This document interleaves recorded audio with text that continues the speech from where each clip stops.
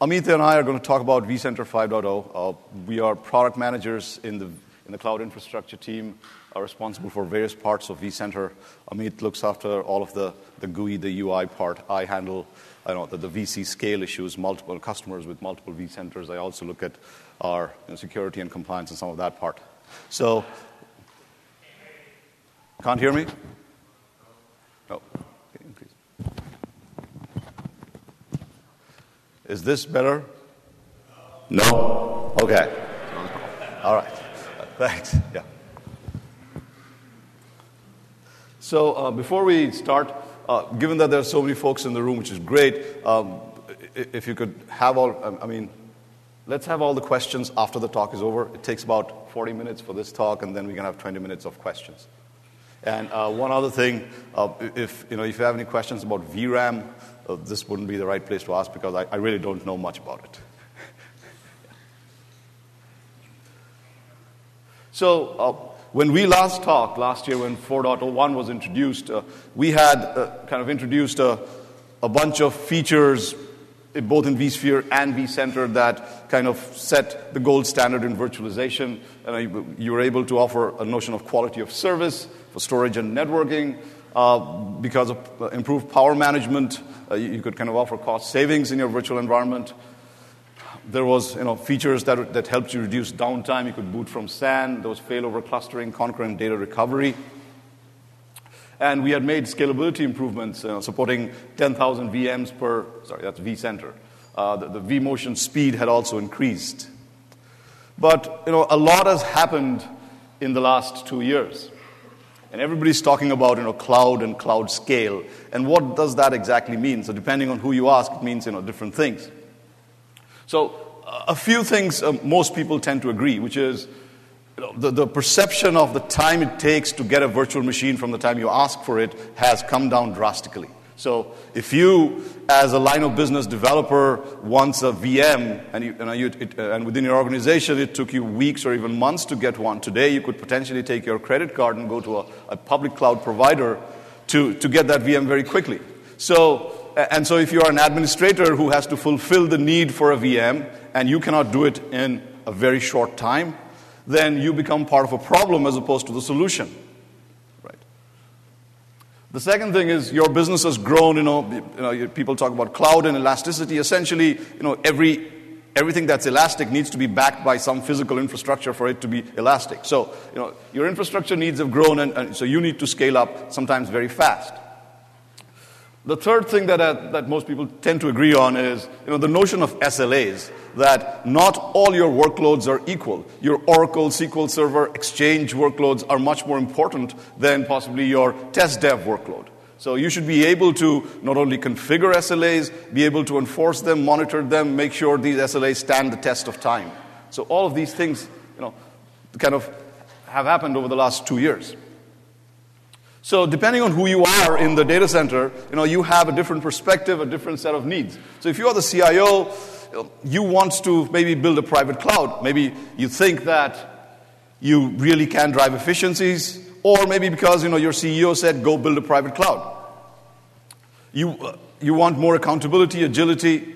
The other thing, you want more bang out of your buck. You want to extract more out of your data center administrators. That's something that you always look forward to as a CIO.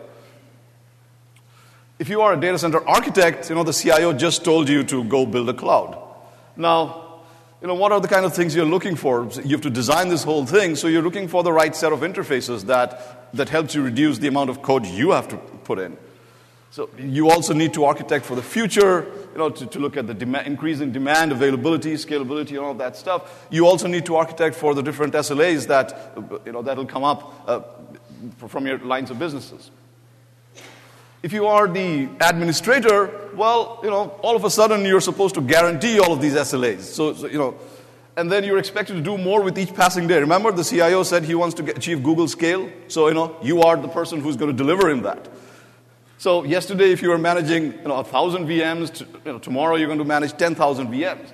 So suddenly you've got this huge workload on your hands. So if we take the needs of all of these players within a data center, it falls under the following themes. Essentially, the first one is resiliency. Within your data center, your workloads and your infrastructure has to be highly resilient. It cannot fail. The second thing is you want massive operational savings. If you want to deploy 20 new hosts and it took you 20 hours, probably that's not the right way to go about it. It should take you in the order of an hour or maybe less than an hour to deploy all of these hosts. You also need to be able to understand, handle SLA tiers, be able to configure SLA tiers, come up with your own SLA tiers, be able to monitor them and enforce them. The other thing is you need to be able to handle new types of workloads. You have a whole bunch of mobile applications these days. Almost every employee is roaming around with a smartphone. A lot of them have iPads, and they are expecting to run some of their corporate apps from these. And so your infrastructure needs to be able to handle those kind of workloads. And last but not the least, you always want a reduction in your capital expenditure.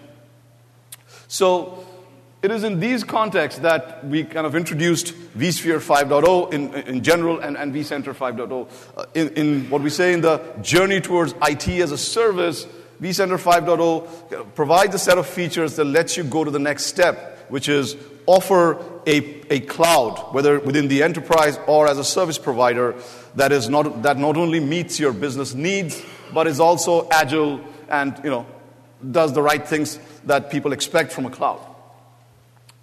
So instead of explaining or just going through a laundry list of all of the features of 5.0, we figured, let's create a very simple story around how would you build a cloud right from the beginning. And in the process of building that cloud, we will talk about how the new features of vCenter 5.0 help you along the way.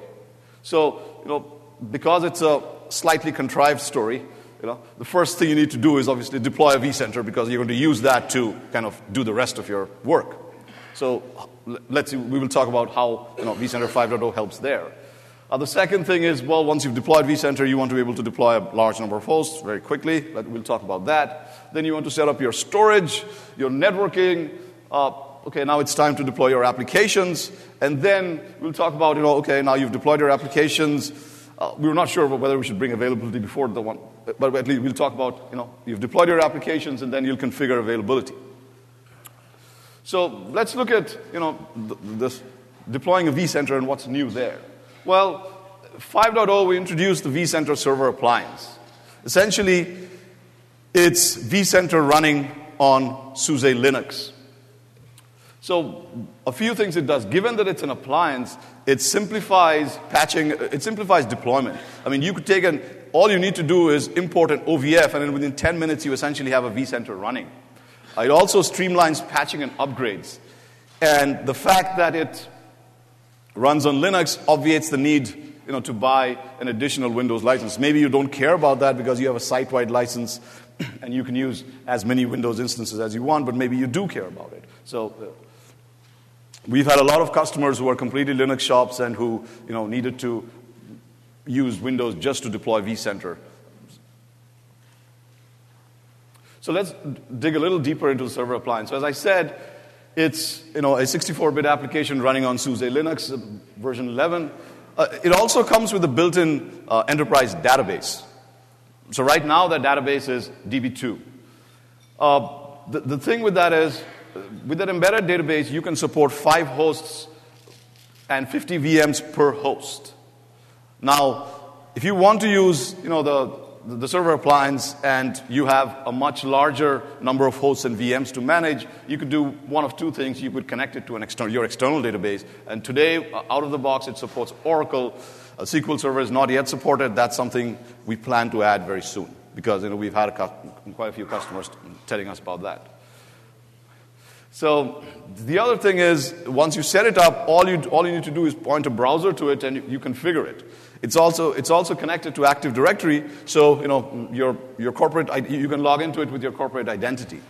And last but not the least, given that it's a virtual machine, you could use VMware HA to make it highly available. So, people will ask this question: should I go the appliance route or should I not go the appliance route? And The first comment I'd have here is that in terms of performance, scalability, and all of that stuff, we made sure that it is exactly like vCenter running on Windows. So there should not be any difference from that point of view. The advantages are obviously, as I mentioned, you can upgrade very easily. It comes with an embedded database, so if you are a small or medium business that does not have a lot of hosts and VMs, you may not want, and you don't have to, and you're not already invested in a database, you could just go ahead and use this. On the roadmap, so as I said, SQL Server support does not exist today, but we will add it very soon. Linked mode support. Now, one of the reasons is in the Windows version of vCenter, we use linked mode is kind of enabled by Atom. Now, Atom is a Microsoft technology that doesn't work on Linux, and we're trying to get rid of that. So once that happens, linked mode support will also come in place. And the other thing is IPv6 support. We'll make sure we do that as well. So our intention is to have the VC on Linux as good, or if not better, than the VC running on Windows. Are we there today? Well, there are some gaps there. But to a lot of folks, if you're really not big, then linked mode probably doesn't really matter to you. So, you wouldn't care about that. And I'm not sure other than, how many people care about. So can I have a show of hands as to how many people care about IPv6, that they insist that their environment be IPv6 compliant? Okay. It's good to know. So, probably 3% of the people care about IPv6. Yeah, it is on our roadmap, and we'll make sure because, as I said, it's going to be at feature parity with VC on Windows.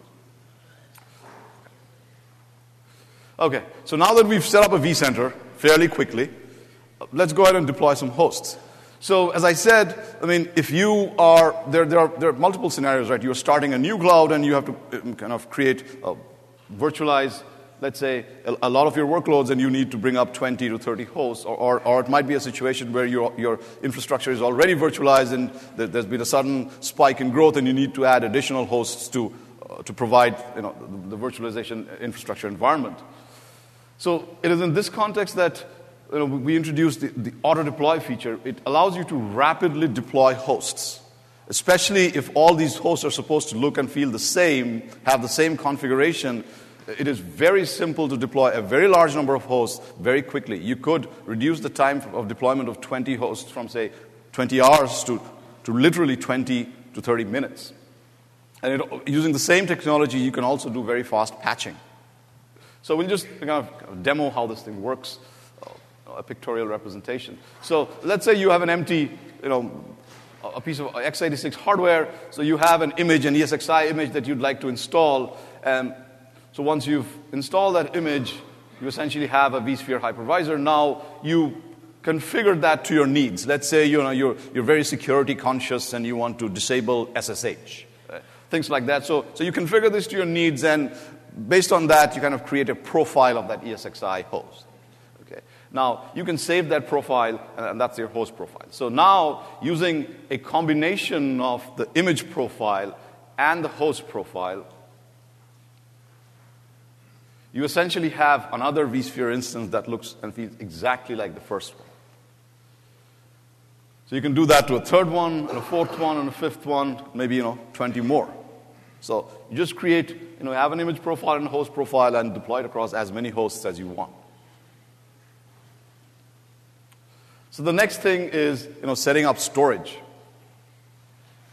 So here, we've come up with some actually very new features that allows for a creation of storage profiles for VMs, and the other thing it does is allows for intelligent storage resource management. So essentially, the first thing is you can tier storage now. And that tiering allows you to assign, let's say, high-valued storage, gold storage, for example, something running Fibre Channel, backed up and replicated and things like that for your high-value workloads. Whereas for, let's say, your test dev workload, you can use storage that's not replicated, not as fast, things like that. We'll go into the details of these. So the first one, as I said, is the notion of profile-driven storage. You can create a storage profile. Let's say the profile is replication is true, capacity is greater than 2 terabytes, and disk type is fast, so the Fibre Channel type of disk. And when you have a workload, let's say a Microsoft Exchange workload, you can say that this workload needs to be associated with this type of storage profile. And the underlying system will make sure that it always assigns the gold storage to Microsoft Exchange workloads. On the other hand, if you have a test dev workload, you could have another profile where the data is not replicated, the speed is not as fast, and all your test dev workload kind of gets assigned that profile. The next enhancement is the notion of storage DRS, what we call. So if you think DRS as it applied to compute, the same concept has been applied to storage. So storage DRS essentially allows for better storage management. And the first thing is allows you to pool resources, data store clusters. So once you do that, it helps you with the initial placement. So remember the profile-driven storage I said? Based on that, it will kind of assign it to the right data store cluster.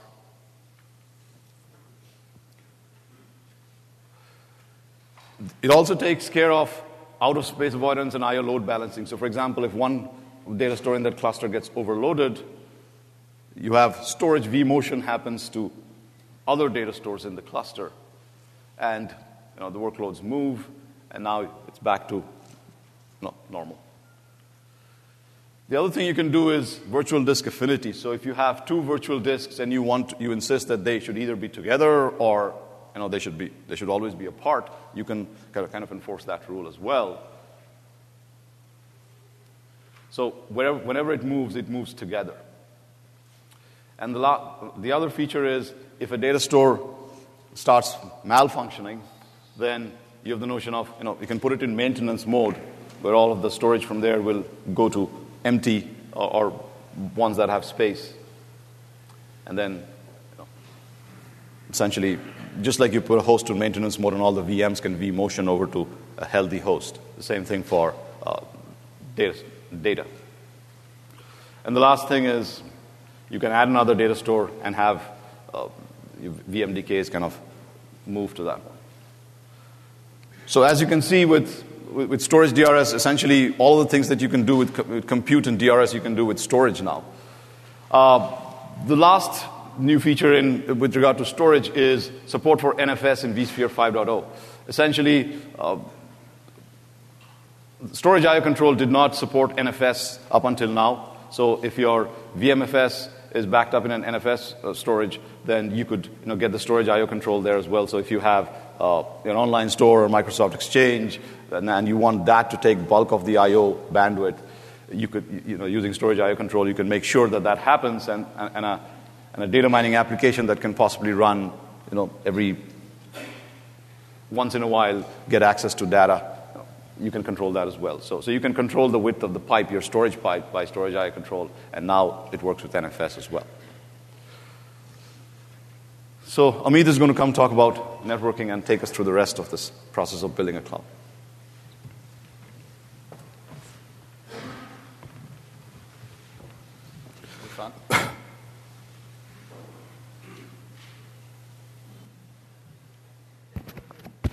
Okay, I guess can you hear me in the back? Okay, no one's ever accused me of being quiet. So before we dive into setting up the networking, I wanted to take a moment here and pause and kind of relive some of these themes that we've been talking about, right? The first, and I think you've seen them in everything Veep has said, and you'll see it going forward in everything we say here. Some of the key themes are making automation easier, right? As your data center gets larger and larger and larger, we need to make sure that you can automate and manage a larger and larger infrastructure. The second one is, and we'll say this again and again and again, all workloads are not created equal, and so you need to be able to create and enforce these kinds of SLA tiers. And the second is just getting transparency into your environment. As you start to create what we call this cloud, for whatever that loaded term means, you should be able to see what's going on. And that's exactly the kinds of features we've talked about and continue to talk about. So in 5.0, we followed along exactly those themes in networking as well. So we introduced the VDS, the Virtual Distributed Switch, in 4.1. So we've continued to make progress on that in two ways. One is, again, network I/O control, which I'll talk about, and providing NetFlow visibility into your transactions in your virtual environment. So prior to 5.0, well, what happened is any workload that would be running on a host was treated equally. Whether this was your business critical, let's take a hypothetical example, which may not necessarily be true, but that you're running some very business critical workload on your host right next to your test and dev environment. And anytime there was network congestion, what you'd find is that everything suffered the same famine, right? And that's clearly not the way that businesses are set up to run today. Businesses need to say, hey, I need to make sure that these are my priority workloads, that they get what they need, and everything else can suffer, if you will. And that's exactly what we've done in 5.0. In 5.0, we've created this idea of creating shares and reservations. So you can assign priorities, in essence, to your high-caliber workloads. So in this example, the online store and your email server should never suffer or suffer far less than anybody else in times of famine, if you will. And so you create high reservations and assign them high shares, and everything else can be lower. And when this network congestion comes, your workloads do not suffer. The second one is, and I think everyone knows what NetFlow is, right? The ability to see network traffic and source and destination and know where everything is going. We've provided that now same visibility into your virtual infrastructure. So previously, of course, it works in your physical infrastructure really well. We now say, hey, you can capture all your network information, your source, your destination, and feed it off to third-party collectors to do a lot of the analytics that go there. So you can see when traffic is outside of norm, what that traffic is and where it's going. We've done exactly that, and we've done it in 3 different ways. The first one is we're saying we now provide full visibility into your host. So when you open up your host, you should be able to see how things are performing. When workloads are communicating with each other inside of your host, you get full visibility. When they're across hosts, so if you have communication across hosts, you should continue to get that visibility. And of course, I think most importantly, when you have your virtual infrastructure talking to your physical infrastructure, let's say hypothetically a database somewhere, you are now able to see how that traffic is and do the analysis on that. So now at this point, we've gone through and we've set up all of we've set up the vCenter, we've deployed our host automatically very quickly, we've set up our storage and networking. We've kind of done the infrastructure portion of this, right? This is the tax that you have to pay to get your infrastructure up and running. I think the most interesting part beyond this is now setting up your application workloads. You're saying, okay, now I need to get to the business critical stuff, the reason I spent all that money. And in this case, I think I was reading somewhere we added over 100 features in just this one domain. But the 2 that are most interesting to me, and I think to most everybody, is that we continue to focus on running what we call these tier 1 workloads in your virtual infrastructure. So we've always said they're important. They have always been important. But what we've done now is actually made it even more easier to run these tier 1 workloads in your infrastructure. And the second one is we say, okay, we realize that your data centers are not very close to each other, and you need to be able to move workloads all over the place whenever you need to. We've made that easier to do, and I'll dive into that. So for the record, this is not my picture, so I don't want any comments on that. But the key here is that your virtual machines are now 4 times larger than they used to be. And so if I were just to boil this down into one elevator pitch for you, the argument that some of our software vendors make that you cannot run tier 1 workloads in your virtual machine absolutely goes away. And to give you an example of what we mean, our bandwidth, our benchmarking that we've shown has shown that you can run almost 1 million I/O transactions per second with these kinds of metrics. So to break that down into a really practical application, that means a database can do over 2 billion transactions a day. That's billion with a B, in case my morning voice is confusing. So this need to say that you can't run tier 1 workloads anymore in your infrastructure, absolutely no longer true. And the second one I want to talk about is our VMotion improvements. We've done a couple of things. Prior to 5.0, our VMotion latency was about 5 milliseconds. And if you were to translate that into distance, that equates to about 60 miles or so.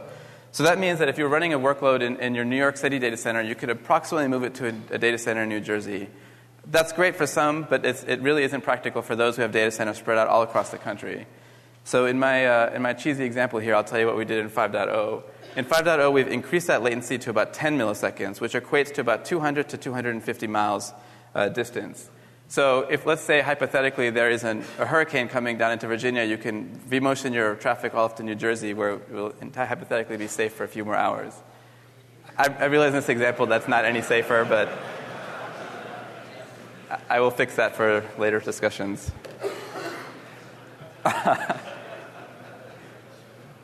I did this halfway through Irene, so I didn't realize where it was going. So anyway, and I think the final step is you've now created your infrastructure, you set up your business workloads. That's great, and you're up and running, but you need to now ensure, again, back to the themes that we've been talking about, that some workloads are very important to you, and you need to be able to make sure they're continuously available. And in that way, we've made 2 drastic improvements in terms of our availability story for your business-critical applications. The first is we've been told, hey, workloads that are managed by my VC inside of my host are very important. It has to be very fast and very easy to set up an availability story there. And so we've done a lot of improvement around high availability. And the second is, and this was interesting to us, a lot of customers are now telling us, hey, VC is critical, vCenter, is critical to my business operations, my production environment, and I need it to be highly available all the time.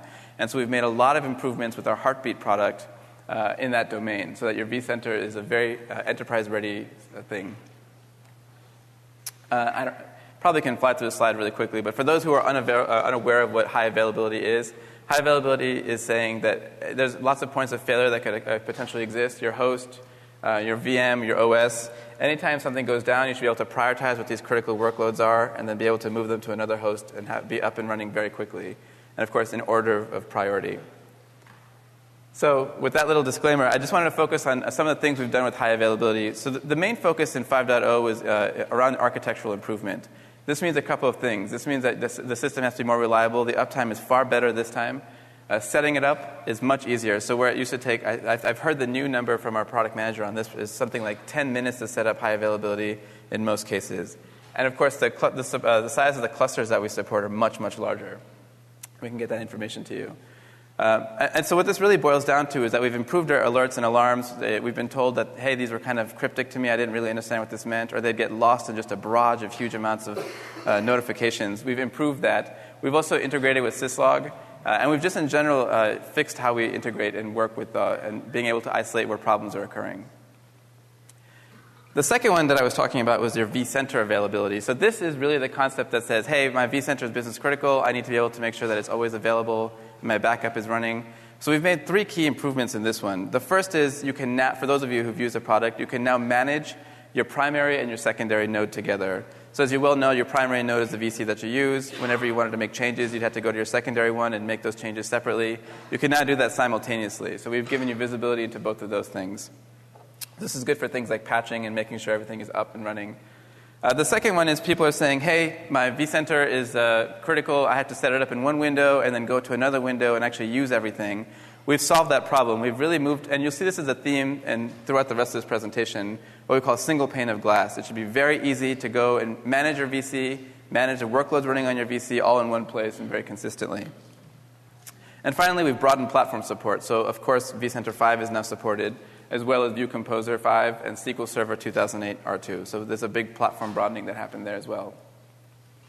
So there is one last feature I'd like to talk about. And so when we talked about this presentation, we did it in this kind of very, very simplified life cycle of putting together a data center for cloud scale. And we've walked through all of the features that are key in all of those things. But there are some features that are bigger and broader than that life cycle. And one of the big ones that we've introduced in 5.0 is what we're calling our vSphere Web Client. For those of you who are, I'm guessing most of you are familiar with our VI client, the icon on your desktop that you click on in your Windows application.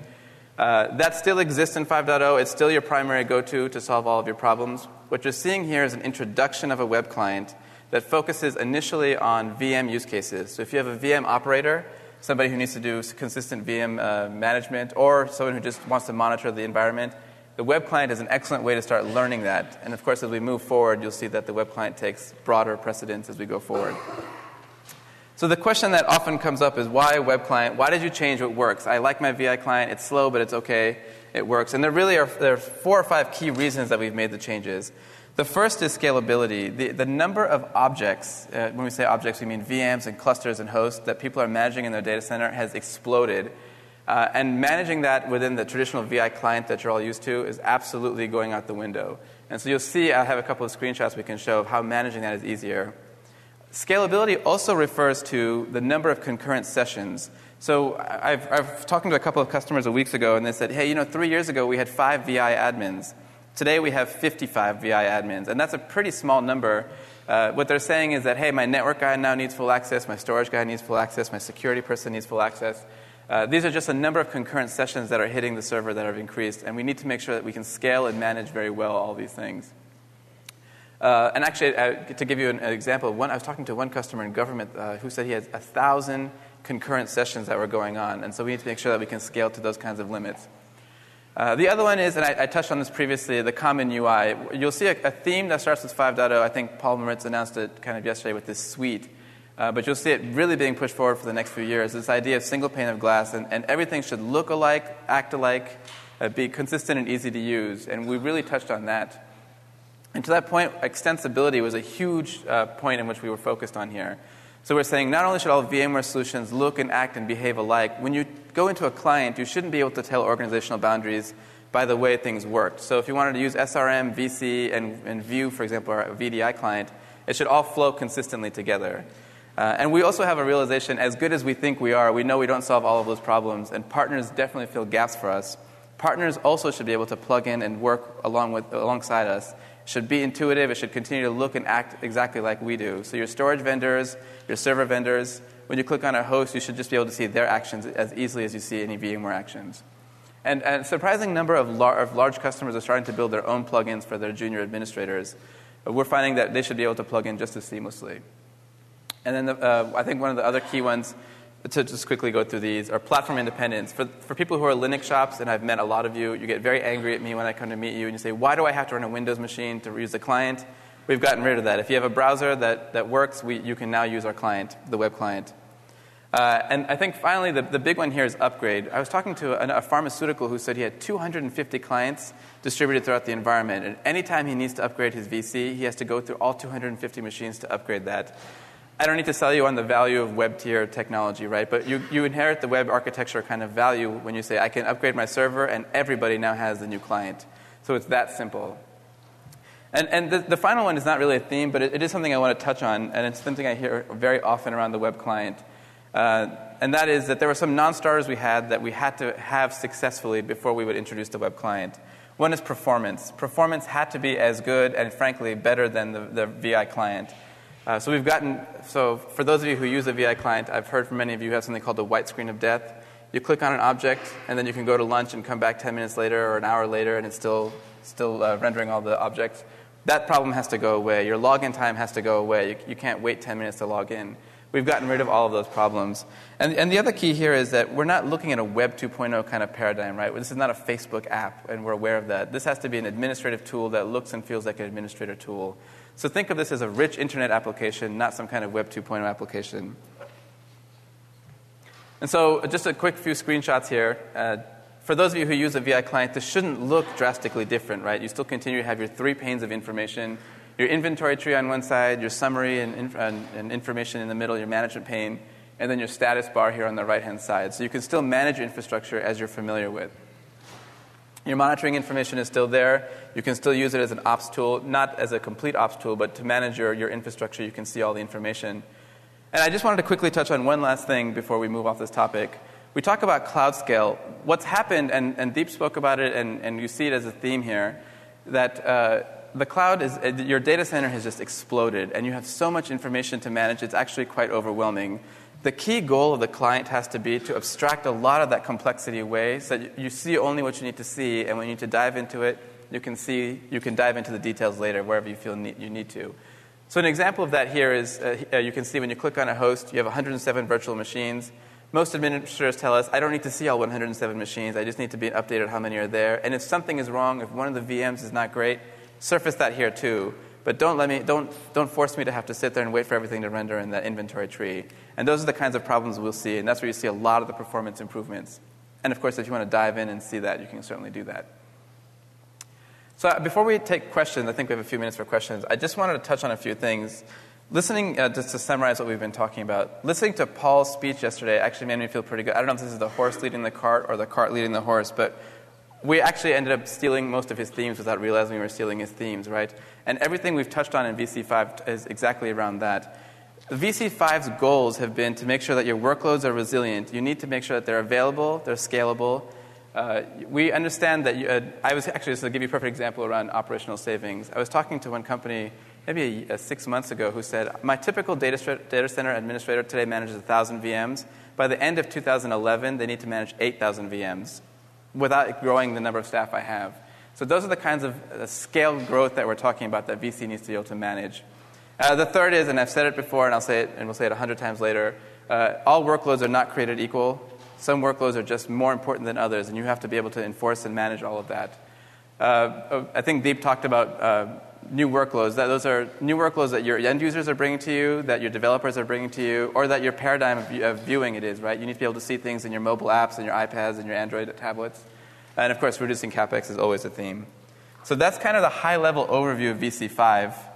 We'll be more than glad to open it up to questions. We have a couple of VMware people here that maybe want to come on stage, and we can take some of the questions that you have. But that's it. Yeah, if you want to step up to the microphone, that way everyone can hear. If you could step to the microphone.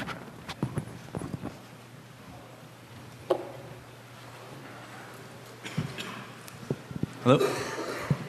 Hi, my name is Vladimir, System Administrator at Hawaii Pacific University. I heard that VMware 5 has virtualized storage. So essentially you can combine local storage from a couple of hosts. Is it possible to do storage vMotion between SAN and the local storage? And how does the virtualized storage work exactly in version 5? So the virtual storage, I guess it's kind of addressed towards the SMB segment in the market. So if someone has 4 or 5 servers and they don't want to buy a separate SAN, they can just these 4 or 5 can be kind of collectively shown as a single storage layer, and within that you can do vMotion. So there's a 3-node limit. I'm not sure whether you can do vMotion between that and. I'd have to refer you to the storage guys. Sounds good. Sorry? Within your VSA. Yeah, within your VSA you can do vMotion, but outside of that, I really don't know the answer. Sounds good. Thanks. I have a question for you. Installing Composer on the vCenter virtual appliance, supported or not supported? Not supported today, but the goal of the appliance is complete parity, so that it will be coming, but that's not supported today. Thanks. Yeah. Yeah, hi. You mentioned HA and FT as being supported. What are some of the constraints that an application has to follow before it can take advantage of the HA and FT? What are the constraints? Can I just take any old app and make it work correctly under FT? I thought there were some constraints. No, if you can put your app in a VM, then you can do HA. Okay, and how about FT? The same thing, right? Same thing, so no constraints? Yeah, the only constraint that still remains is its uniprocessor. Oh, uniprocessor. Yes. Do you have plans to extend that? Is it on the roadmap? That's being actively investigated. Okay. Yes. I want to follow up on that Composer question. Do you think, you said it's going to come up and be added. Do you think it's going to be added when the new version of Vue gets released, or like a year out kind of thing? That's a roadmap discussion. Maybe we could find you afterwards and have some brief discussion. Yeah. You talked about NetFlow analysis into the virtual switches. Does that require the virtual distributed switch, or can you do that with a standard vSwitch? You can do it with the standard vSwitch. You can do it with standard vSwitch.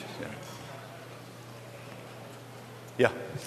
How soon do you expect to see the VI client pretty much go away and go just to the web client for management?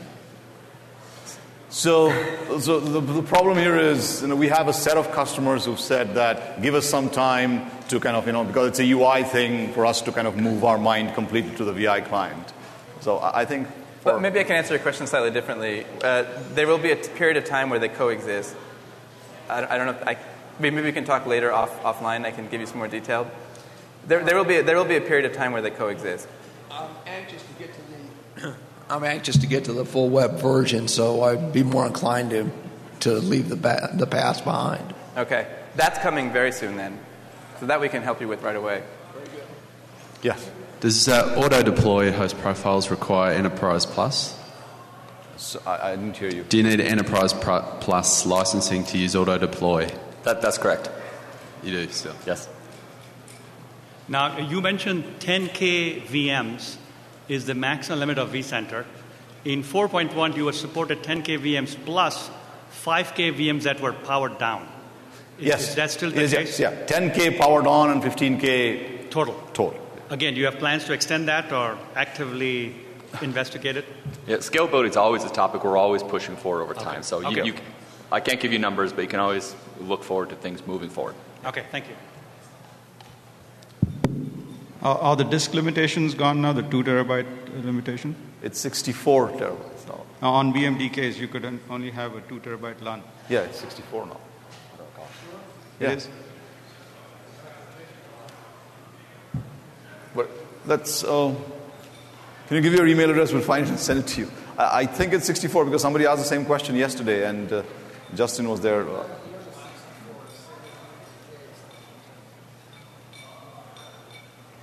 Really? Okay. Okay.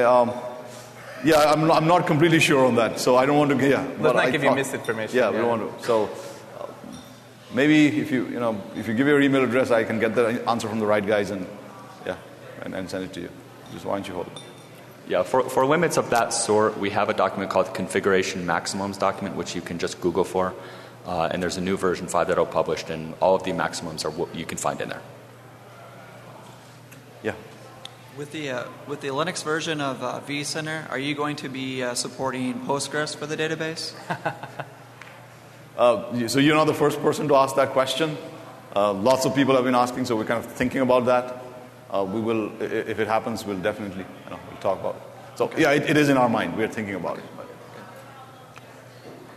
Yes. So just to be clear, it sounds like vCenter for Windows is going away. Is that right? It's not. No. That will still be there in version 5 as well? Yes. Oh, absolutely. Okay. Because what I was trying to get to the bottom of was understanding really what the value proposition is for Heartbeat if you're going to pretty much be virtualizing. I understand, obviously, the database sync. So vCenter Windows is going to stay. We haven't end of life that. That is perfectly there, and that works. Yeah, that's going to be there. Okay. So we have a lot of customers running vCenter on Windows and virtualized as well.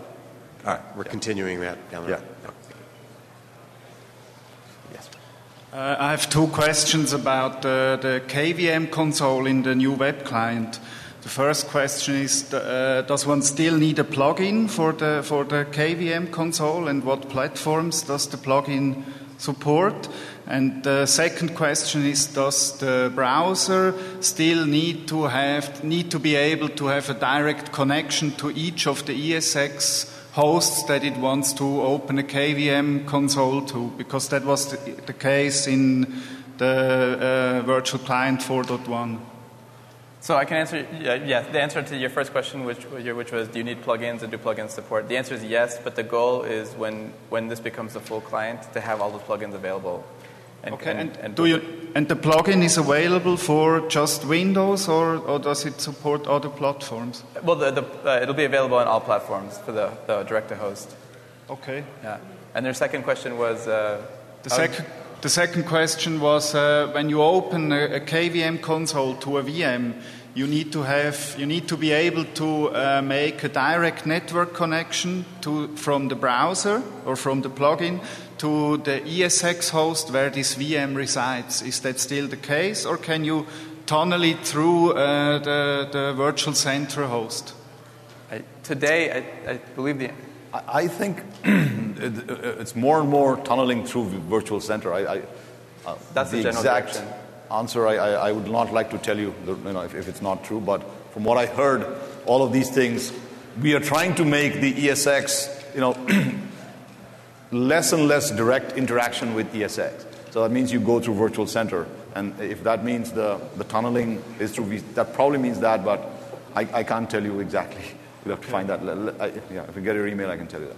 I'll send you an email. Okay. Thank you.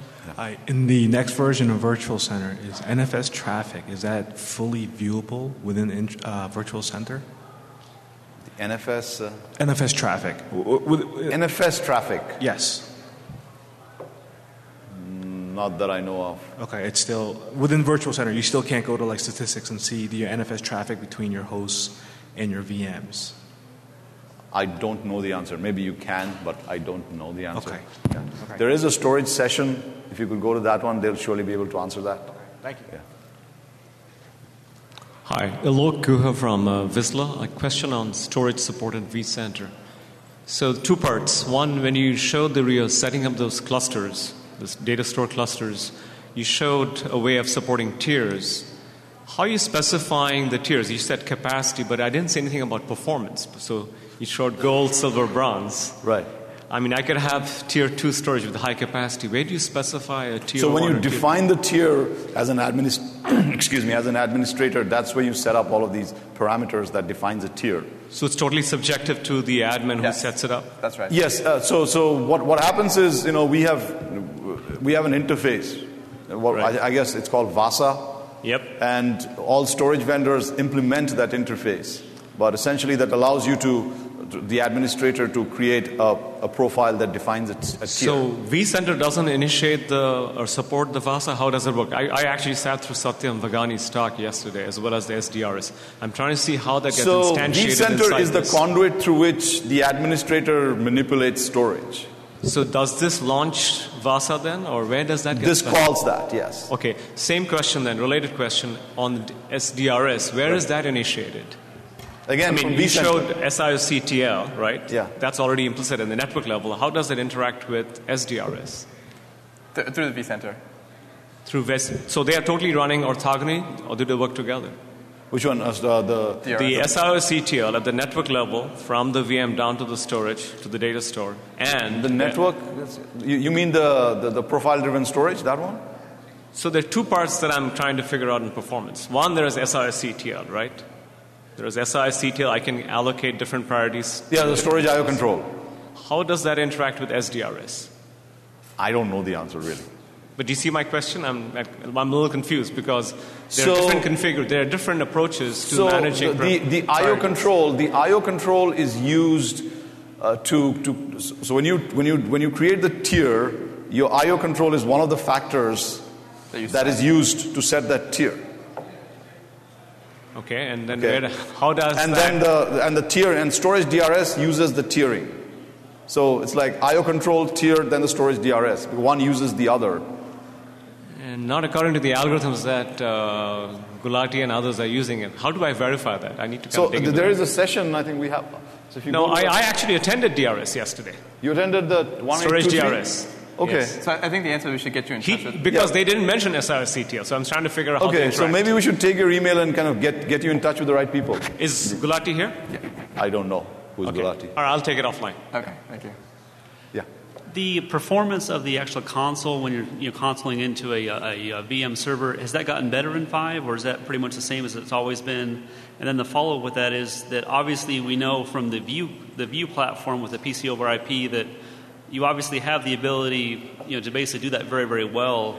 And so is that on the roadmap to possibly, use some of that technology to improve the performance of the remoting that console? So the second question, I won't speak specifically about roadmap, but as everything, we start to integrate everything. So you'll start to see that the View client also lives side by side with your VC client.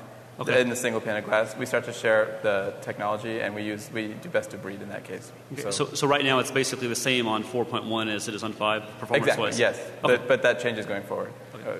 That's what we're evaluating. Yeah. Hi. Have you re-architected the performance charts, like the overview tab? We quite regularly have issues where the web service crashes, or there's a Java exception, that sort of thing. I've raised a few support calls. Is that still going to be the same? Yeah, so we are actively working towards that. And this particular release, you won't see any change, but you should see that sooner rather than later. Okay. Yeah. Great. Thank you. All right. Thank you, everybody.